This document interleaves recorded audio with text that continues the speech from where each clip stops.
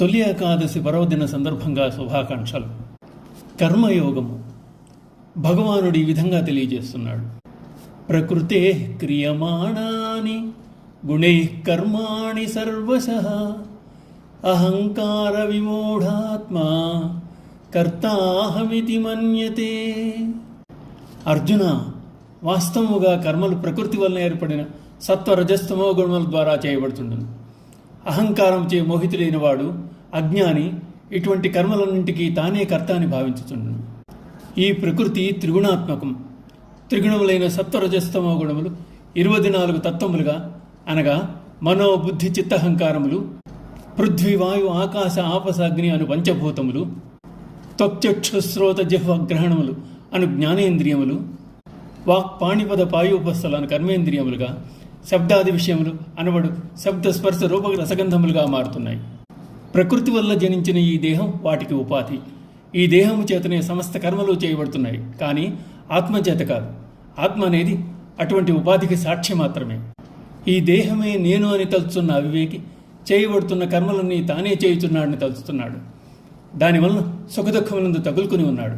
కానీ జ్ఞాని దేహమును ఆత్మను వేరు చేసి తాను ఆత్మయే కానీ ఉపాధి కాదని భావించి కర్తృత్వాదులు లేనివాడై ఆనందానుభూతిని పొందుతున్నాడు. తత్వవిత్తు మహాబాహో గుణకర్మ విభాగయో గుణాగుణేషు వర్తంత ఇది మత్వాన సజ్జతే.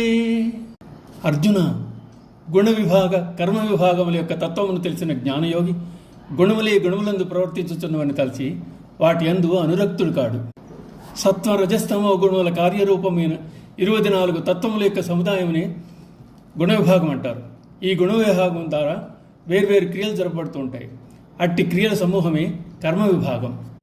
గుణ కర్మ విభాగములన్నీ ప్రకృతి యొక్క రూపములు, నశ్వరమైనవి. ఆత్మకు వీటితో ఏమాత్రమూ సంబంధం లేదు. ఆత్మ నిత్యం, నిర్గుణం, నిరాకారం, జ్ఞానస్వరూపం. ప్రకృతి అను దేహమునందు సంఘటితమై ఉన్న ఆత్మ, అనాత్మ, దృక్కు, దృశ్యము అని వాటిని తత్వము తెలిసిన జ్ఞాని మాత్రమే వేరు చేయగలడు. అటువంటి జ్ఞాని తన దేహ సంబంధమైన కార్యములు ప్రకృతి చేతనే చేయబడుతున్నవని, వాటికి ఆత్మతో సంబంధం లేదని గ్రహించగలడు. అతడు ఆయా గుణములు వాటి కార్యములు నిర్వర్తించుతున్నవని, వాటితో ప్రకృతితో తనకు ఏ విధమైన సంబంధము లేదని అనాసక్తుడే ఉండగలడు. అతడు ప్రపంచమును సంచరించినప్పుడు తామరాకుపై నీటి బొట్టు వలె చిలికిన వెనవలే అంటుకోడు. అందుచేత దృశ్య వస్తువులందు అభిమానం వీడి ఆత్మయందే నిశ్చలముగా ఉండిన కానీ సంసార బంధముల నుండి తప్పించుకున్నట్టుకు సాధ్యపడదు అంటున్నాడు పరమాత్మ.